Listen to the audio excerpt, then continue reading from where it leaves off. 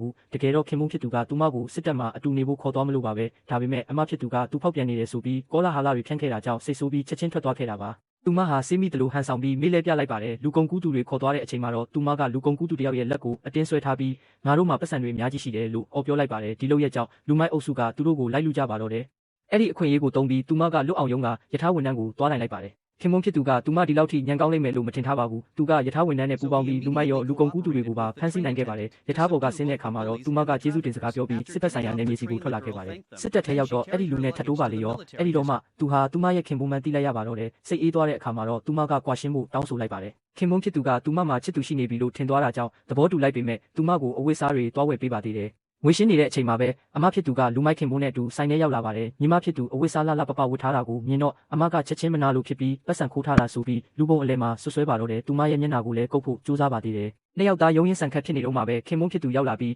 အမရဲ့လက်ကိုဖမ်းဆွဲကငါမိမကိုဘာလို့ဖို့ကြိုးစားနေတာလဲလို့ဟိန်းဟောက်ပြီးမေးလိုက်ပါတော့တယ်